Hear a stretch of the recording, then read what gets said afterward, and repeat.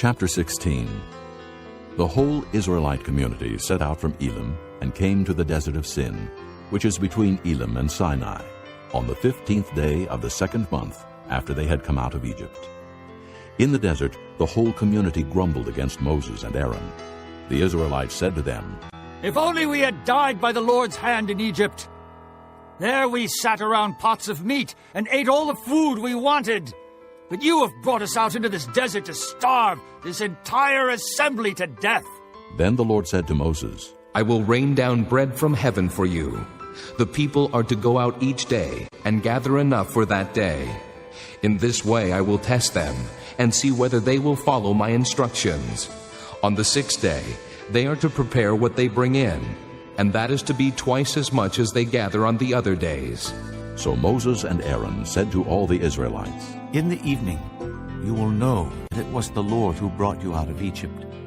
And in the morning you will see the glory of the Lord, because he has heard your grumbling against him. Who are we that you should grumble against us?" Moses also said, "You will know that it was the Lord when he gives you meat to eat in the evening, and all the bread you want in the morning, because he has heard your grumbling against him. Who are we? You are not grumbling against us, but against the Lord." Then Moses told Aaron, "Say to the entire Israelite community, 'Come before the Lord, for he has heard your grumbling.'" While Aaron was speaking to the whole Israelite community, they looked toward the desert, and there was the glory of the Lord appearing in the cloud. The Lord said to Moses, "I have heard the grumbling of the Israelites. Tell them, at twilight you will eat meat, and in the morning you will be filled with bread. Then you will know that I am the Lord your God." That evening quail came and covered the camp, and in the morning there was a layer of dew around the camp. When the dew was gone, thin flakes like frost on the ground appeared on the desert floor. When the Israelites saw it, they said to each other, "What is it?" For they did not know what it was. Moses said to them, "It is the bread the Lord has given you to eat. This is what the Lord has commanded. Each one is to gather as much as he needs. Take an omer for each person you have in your tent." The Israelites did as they were told. Some gathered much, some little. And when they measured it by the omer, he who gathered much did not have too much, and he who gathered little did not have too little. Each one gathered as much as he needed. Then Moses said to them, "No one is to keep any of it until morning." However, some of them paid no attention to Moses. They kept part of it until morning, but it was full of maggots and began to smell. So Moses was angry with them. Each morning everyone gathered as much as he needed, and when the sun grew hot, it melted away. On the 6th day they gathered twice as much, 2 omers for each person. And the leaders of the community came and reported this to Moses. He said to them, "This is what the Lord commanded. Tomorrow is to be a day of rest, a holy Sabbath to the Lord. So bake what you want to bake and boil what you want to boil. Save whatever is left and keep it until morning." So they saved it until morning, as Moses commanded, and it did not stink or get maggots in it. "Eat it today," Moses said, "because today is a Sabbath to the Lord. You will not find any of it on the ground today. 6 days you are to gather it, but on the 7th day, the Sabbath, there will not be any." Nevertheless, some of the people went out on the 7th day to gather it, but they found none. Then the Lord said to Moses, "How long will you refuse to keep my commands and my instructions? Bear in mind that the Lord has given you the Sabbath. That is why on the 6th day he gives you bread for 2 days. Everyone is to stay where he is on the 7th day. No one is to go out." So the people rested on the 7th day. The people of Israel called the bread manna. It was white like coriander seed and tasted like wafers made with honey. Moses said, "This is what the Lord has commanded. Take an omer of manna and keep it for the generations to come, so they can see the bread I gave you to eat in the desert when I brought you out of Egypt." So Moses said to Aaron, "Take a jar and put an omer of manna in it. Then place it before the Lord to be kept for the generations to come." As the Lord commanded Moses, Aaron put the manna in front of the testimony, that it might be kept. The Israelites ate manna 40 years, until they came to a land that was settled. They ate manna until they reached the border of Canaan. An omer is 1/10 of an ephah.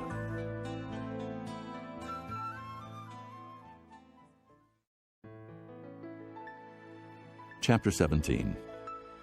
The whole Israelite community set out from the desert of Sin, traveling from place to place as the Lord commanded. They camped at Rephidim, but there was no water for the people to drink. So they quarreled with Moses and said, "Give us water to drink." Moses replied, Why do you quarrel with me? Why do you put the Lord to the test?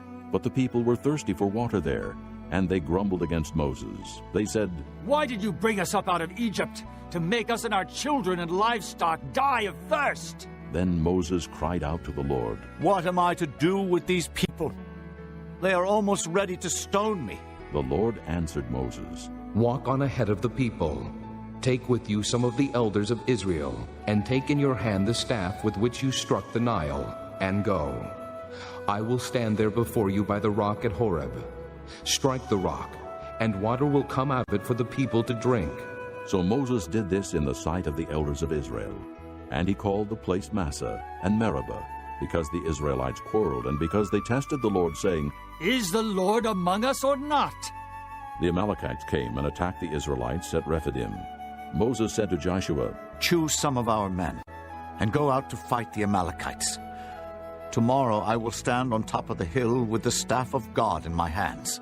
So Joshua fought the Amalekites as Moses had ordered. And Moses, Aaron, and Hur went to the top of the hill. As long as Moses held up his hands, the Israelites were winning. But whenever he lowered his hands, the Amalekites were winning. When Moses' hands grew tired, they took a stone and put it under him, and he sat on it. Aaron and Hur held his hands up, one on one side, one on the other, so that his hands remained steady till sunset. So Joshua overcame the Amalekite army with the sword. Then the Lord said to Moses, Write this on a scroll as something to be remembered, and make sure that Joshua hears it, because I will completely blot out the memory of Amalek from under heaven. Moses built an altar and called it, The Lord is my banner. He said, For hands were lifted up to the throne of the Lord. The Lord will be at war against the Amalekites from generation to generation. Chapter 18. Now Jethro, the priest of Midian and father-in-law of Moses, heard of everything God had done for Moses and for his people Israel, and how the Lord had brought Israel out of Egypt. After Moses had sent away his wife Zipporah, his father-in-law Jethro received her and her 2 sons.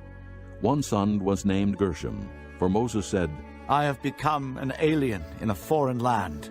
And the other was named Eliezer, for he said, My father's God was my helper. He saved me from the sword of Pharaoh. Jethro, Moses' father-in-law, together with Moses' sons and wife, came to him in the desert where he was camped near the mountain of God. Jethro had sent word to him, I, your father-in-law Jethro, am coming to you with your wife and her 2 sons. So Moses went out to meet his father-in-law and bowed down and kissed him. They greeted each other and then went into the tent. Moses told his father-in-law about everything the Lord had done to Pharaoh and the Egyptians for Israel's sake, and about all the hardships they had met along the way, and how the Lord had saved them. Jethro was delighted to hear about all the good things the Lord had done for Israel in rescuing them from the hand of the Egyptians. He said, Praise be to the Lord who rescued you from the hand of the Egyptians and of Pharaoh, and who rescued the people from the hand of the Egyptians. Now I know that the Lord is greater than all other gods, for he did this to those who had treated Israel arrogantly. Then Jethro, Moses' father-in-law, brought a burnt offering and other sacrifices to God. And Aaron came with all the elders of Israel to eat bread with Moses' father-in-law in the presence of God. The next day Moses took his seat to serve as judge for the people, and they stood around him from morning till evening. When his father-in-law saw all that Moses was doing for the people, he said, What is this you are doing for the people? Why do you alone sit as judge, while all these people stand around you from morning till evening? Moses answered him, Because the people come to me to seek God's will. Whenever they have a dispute, it is brought to me, and I decide between the parties and inform them of God's decrees and laws. Moses' father-in-law replied, What you are doing is not good. You and these people who come to you will only wear yourselves out. The work is too heavy for you. You cannot handle it alone. Listen now to me, and I will give you some advice, and may God be with you. You must be the people's representative before God and bring their disputes to Him. Teach them the decrees and laws, and show them the way to live and the duties they are to perform. But select capable men from all the people, men who fear God, trustworthy men who hate dishonest gain, and appoint them as officials over thousands, hundreds, fifties, and tens. Have them serve as judges for the people at all times, but have them bring every difficult case to you. The simple cases they can decide themselves. That will make your load lighter because they will share it with you. If you do this, and God so commands, you will be able to stand the strain, and all these people will go home satisfied. Moses listened to his father-in-law and did everything he said. He chose capable men from all Israel and made them leaders of the people, officials over thousands, hundreds, fifties, and tens. They served as judges for the people at all times. The difficult cases they brought to Moses, but the simple ones they decided themselves. Then Moses sent his father-in-law on his way, and Jethro returned to his own country. Chapter 18. At that time the disciples came to Jesus and asked, "Who is the greatest in the kingdom of heaven?" He called a little child and had him stand among them. And he said, I tell you the truth. Unless you change and become like little children, you will never enter the kingdom of heaven. Therefore, whoever humbles himself like this child is the greatest in the kingdom of heaven. And whoever welcomes a little child like this in my name welcomes me. But if anyone causes one of these little ones who believe in me to sin, it would be better for him to have a large millstone hung around his neck and to be drowned in the depths of the sea. Woe to the world because of the things that cause people to sin. Such things must come, but woe to the man through whom they come. If your hand or your foot causes you to sin, cut it off and throw it away. It is better for you to enter life maimed or crippled than to have 2 hands or 2 feet and be thrown into eternal fire. And if your eye causes you to sin, gouge it out and throw it away. It is better for you to enter life with 1 eye than to have 2 eyes and be thrown into the fire of hell. See that you do not look down on one of these little ones, for I tell you that their angels in heaven always see the face of my Father in heaven. What do you think? If a man owns 100 sheep, and one of them wanders away, will he not leave the 99 on the hills and go to look for the one that wandered off? And if he finds it, I tell you the truth, he is happier about that one sheep than about the 99 that did not wander off. In the same way, your Father in heaven is not willing that any of these little ones should be lost. If your brother sins against you, go and show him his fault, just between the 2 of you. If he listens to you, you have won your brother over. But if he will not listen, take 1 or 2 others along, so that every matter may be established by the testimony of 2 or 3 witnesses. If he refuses to listen to them, tell it to the church.